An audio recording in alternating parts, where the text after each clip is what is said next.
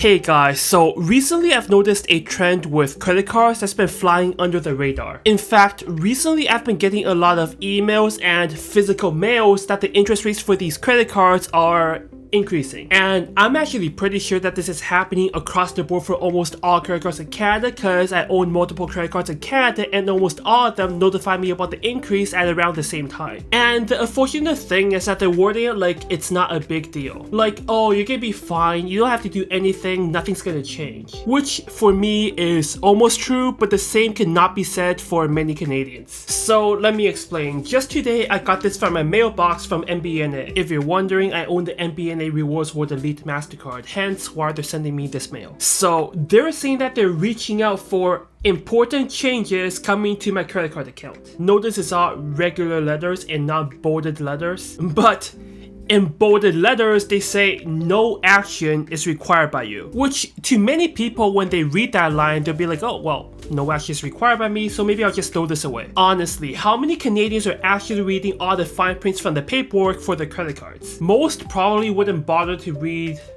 all this crap. Alright, let's go to page 2. So here they actually start to explain the changes. And the main change is the interest rates from 19.99% to 21.99%. So a 2% increase. Now you might say, look, they're decreasing the cash advance interest rates from 24.99 to 22.99, which is true, but the cash advance debt for credit cards is much less than the actual debt for credit cards. Because if you're looking to borrow money, there's actually much better ways to borrow money than to use your credit card to borrow money from the ATM machine. But the interest rates, that 2% increase makes a big difference for not only you, but for the credit card issuer as well. Now, before we continue, I just want to let you know that recently I started a new YouTube channel, which is more vlogging and entertainment, like this video over here where I ate only what I caught at the claw machine arcade. So if you could just help me support the channel, sub to the channel, watch the video, and like the video, that's all I ask. And with that, let's continue on this video. First of all, credit card debt in Canada is around 125 billion, which is a huge number. A subtle 2% increase on interest rates for these credit card issuers would mean $2 or $3 billion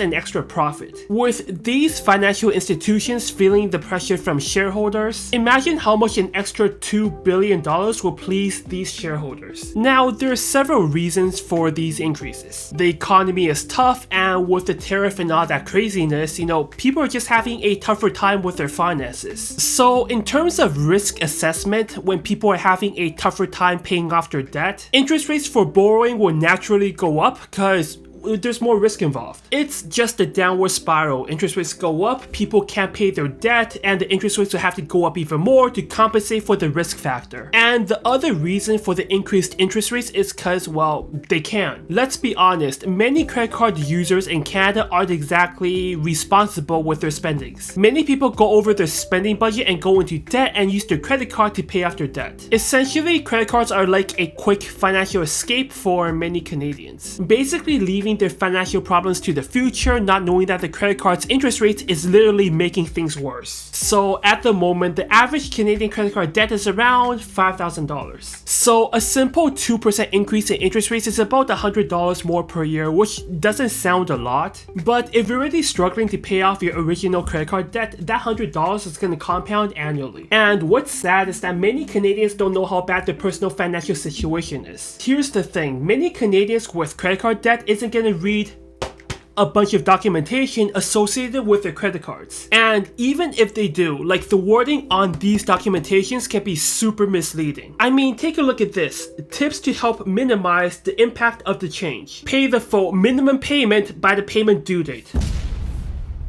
If you pay the minimum payment, you're dragging on the rest of the payment to the next month with interest rates. This is incredibly deceiving, but many Canadians don't know that. And words such as no action is required by you makes you think, oh, you know what, maybe I don't need to do anything, even though on the first line it says important. It's just not bolded. Now, for the people that's not in financial trouble, that's reaping the benefits of credit cards, I would admit, it wouldn't affect you as much. So for me, once in a while, I do forget to pay for my credit card bills on time every single month. you know, I do have multiple credit cards, which does suck, not an excuse. It doesn't happen often, maybe once every couple years, but if it does happen, I'll try to call the credit card issuer to get the interest rates waived. You know, if it doesn't happen often, you know, once every couple years, and you have a good credit history, credit card issuers are more than happy to waive those charges. Here's the thing, with credit card interest rates going up, you should always focus your finances on making sure that you're paying off your credit card bills. It should be close to your #1 financial priority. I mean, even at the older rates for MBNA,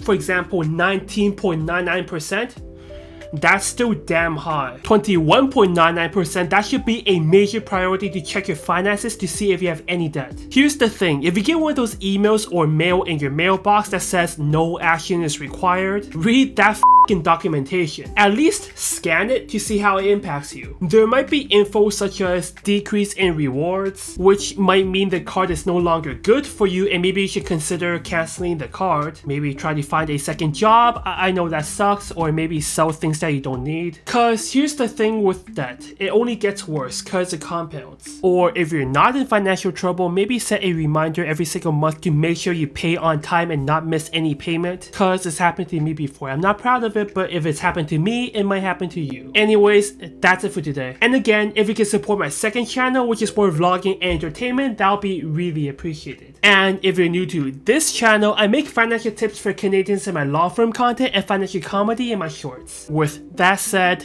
thank you for watching and I'll see you next time.